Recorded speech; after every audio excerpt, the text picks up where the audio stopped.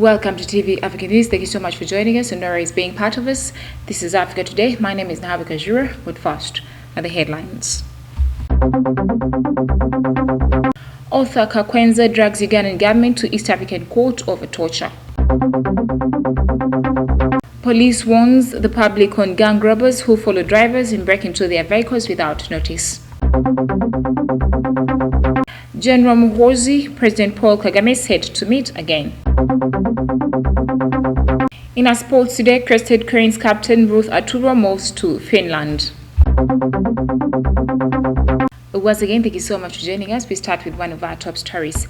Now, award-winning author Kakwenza Rushirabashaija, who recently fled the country, has dragged the Ugandan government to the East African Court of Justice for being tortured. Now, he recently fled the country into exile in Germany. More details in this report. Kakwenza was last year arrested and detained for 2 weeks by security for allegedly abusing President Museveni and the Commander, Land Forces, Lieutenant General Muhoozi Kainerugaba. Following his release, the critical writer showed torture marks all over his body that he said were inflicted on him during detention by security. On Monday, through his lawyers led by Aaron Kiza, Kakwenza dragged government to the East African Court of Justice, accusing it of violently arresting him on December 28, 2021, bundled into a drone van, blindfolded and later incarcerated for several weeks without trial. Kakwenza also said that the Special Forces Command arrested and held him incommunicado for 2 weeks, well beyond the mandatory 48 hours, which was a contravention of Articles 23(4)b of the Constitution of Uganda, Article 6 of the Charter on Human and People's Rights, and Articles 6, 7 and 8 of the treaty. He said that the searching of his Iganga home without a search warrant by security, but also refusal by security to release him despite a mandatory order by the Chief Magistrate's Court in Machinje, was illegal and comprised judicial independence, rule of law, democracy, accountability, transparency and good governance as enshrined in the Constitution of Uganda and the Treaty for the Formation of the East African Community. Kakwenza also says that clandestine arraignment before Buganda Road Chief Magistrate's Court, where he was remanded to prison and criminal proceedings despite complaining of torture and violation of his fundamental human rights, was illegal. Away from that, police in Kampala have bust a racket of robbers who follow their victims for long distances without notice and later break into their vehicles to steal valuables with precision. Now, police spokesperson Fred Enanga has noted that using footage from CCTV cameras, the Police Crime Intelligence Unit is looking for the suspects involved in this kind of robbery. We have the report. According to police spokesperson Fred Enanga, the development followed several reports by members of the public whose vehicles have been broken into by unknown robbers who walk away with valuables including money and other items. Enanga said that the robbers trailed a female victim from KCB Bank Lugogo shopping mall in Kampala up to one of the supermarkets in Sonde near Mukono, where she entered for a few minutes to buy a few items and proceed with her journey. He added that on return, she found the vehicle had been broken into and 50 million shillings stolen, and the entire operation took a few minutes. The police spokesperson explained that many other victims of the gang have reported similar cases where they are robbed of valuable items by unknown people. Immediately they leave their vehicles after parking them.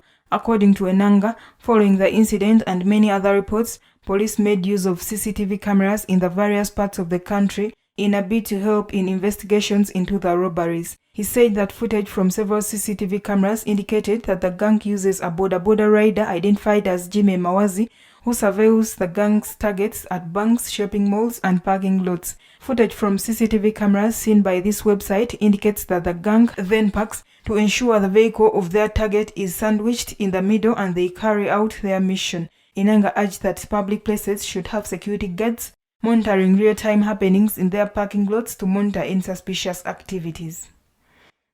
Moving on, General Muhoozi said he had a discussion with Kagame on Monday morning where the two agreed to meet in Rwanda, Captain Kigali, in the coming days.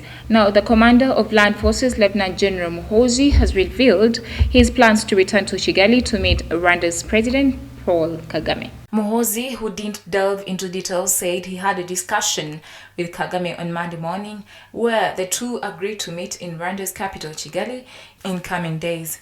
Muhoozi, who is also the first son, added that the aim of the planned meeting is to solve all the prevailing issues between Rwanda and Uganda.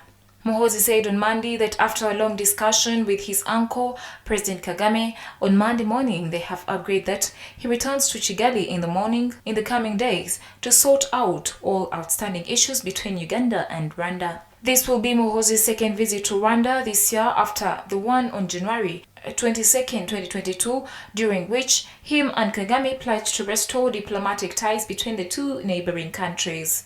The first meeting marked the reopening of Gatuna border with Uganda, which had been closed for 3 years over peddling accusations. The border was eventually reopened on January 31st after successful talks between Muhoozi and Kagame. Early this month, Kagame applauded the reopening of the Gatuna border and maintained the efforts to improve relations with Uganda were on a good path. He, however, noted that opening the Gatuna border will be good, but opening it without addressing the reason it was closed would be wrong and would not work. Well, thank you so much, our reporter. Africa Today takes a quick break. We shall come back with the international news.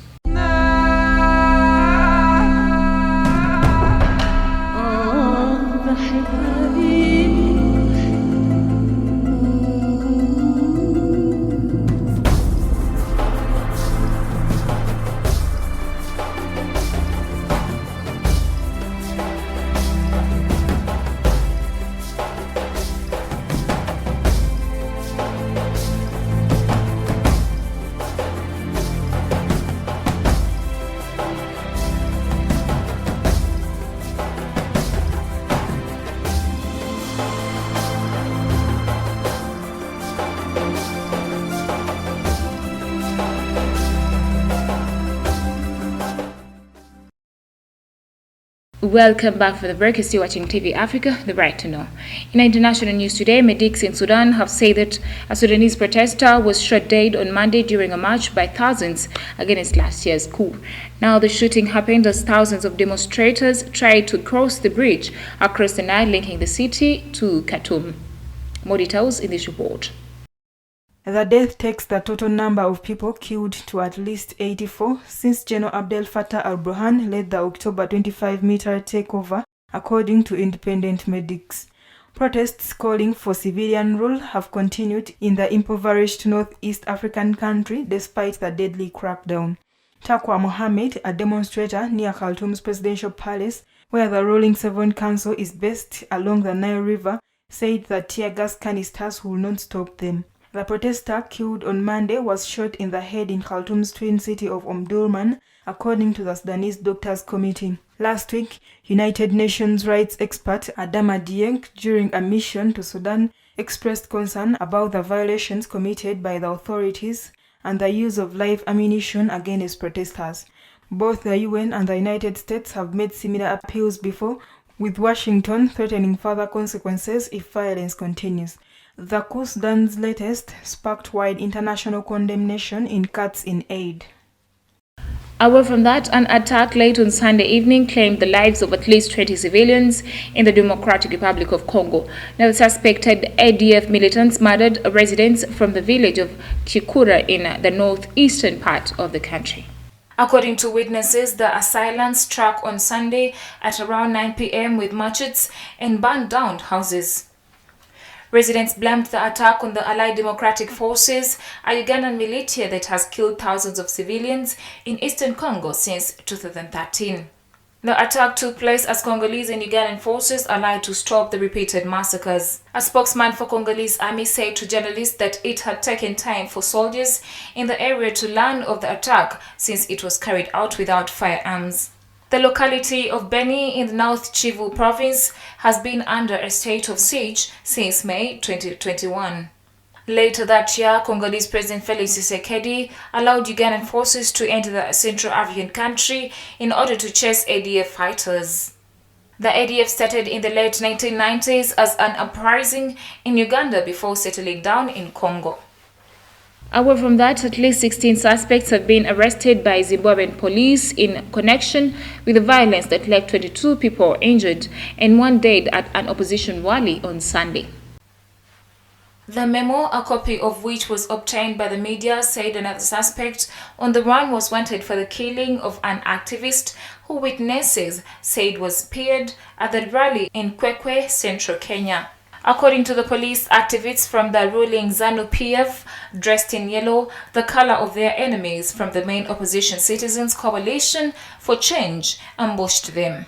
The opponents were on their way to the venue where the leader of the party, Nelson Chamisa, the main rival of the president, Emerson, and his ZANU-PF, which has been in power since independence, was to speak. The clashes forced Chamisa to cut short his speech. The attackers used machetes, knives, catapults, and traditional whips in an outburst of violence, according to the police. The European Union ambassador to Zimbabwe, Timo Oknen, described the violence as a heinous act, adding that a level playing field must be guaranteed for the election campaigns a month before by-election scheduled for 26th March. President Emerson, who succeeded Robert Mugabe in 2017 and ruled with an iron fist for 37 years, is regularly accused of wanting to muzzle any dissenting opinion. Welcome back for the break. You're still watching TV Africa, the right to know talking matters business. Russia's attack on Ukraine and retaliatory sanctions from the West may not augur another global recession. Now the two countries together account for less than 2% of the world's gross domestic product, and many regional economies remain in solid shape, having rebounded swiftly from the pandemic recession. Russia is the world's third biggest producer of petroleum and is a major exporter of natural gas. Ukraine's farms feed millions around the world, and financial markets are in a precarious spot as central banks prepare to reverse years of easy money policies and raise interest rates to fight a resurgence of inflation. Those higher rates will likely slow spending and raise the risk of another downturn. Elena Rybakova, Deputy Chief Economist at the Institute of International Finance, a trade group for banks, said that she wouldn't be misled by just calculating GDP ratios, especially at a time when commodity prices are already high and inflation is already high. Russia's attack could slow Europe's economic recovery by sending already elevated energy prices ever higher. Europe, an energy importer, receives close to 40% of its natural gas from Russia. A cut-off of that energy source could undercut the continent's economy. High natural gas prices have already led to higher home utility bills for both natural gas heat and electricity generated from gas, crimping consumer spending. Adam Toze, director of Columbia University's European Institute, whose 2018 history of the last decade's financial crisis crushed explored tensions over Ukraine, say that gas prices in Europe are already crushing households and consumers, especially low-income households.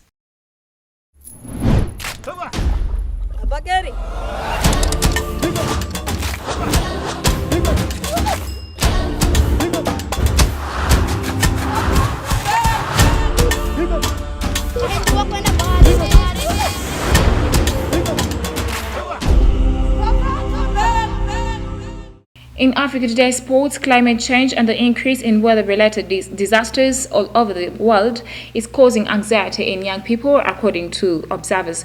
Now, the American Psychological Association defines eco-anxiety as the chronic fear of environmental chaos. More details in this report. The American Psychological Association, this condition is exacerbated by striking images that people tend to come across in the media. Wanjira Maathai, Vice President of Regional Director for Africa at the World Resources Institute, said that young people are not anxious solely because the future is dire. She added that they are anxious because the inaction of their leaders, the inaction of decision makers. Maathai said that if they knew that they were doing what they needed to do, taking it seriously, addressing issues of climate finance, addressing adaptation, addressing loss and damage, and putting finance on the table like they did in the post-COVID recovery, they would be okay. 26-year-old environmental activist Elizabeth Wathuti said that young people are leading the fight against climate change, but leaders need to act. The climate activist and founder of Green Generation Initiative said that many people say that young people are leaders of tomorrow, but the truth is young people are leading today and they are not waiting to be given the seat at the table and are stepping up and demanding the leaders to do much more. Both experts spoke on Sunday in Nairobi ahead of the opening of the UN Environment Assembly.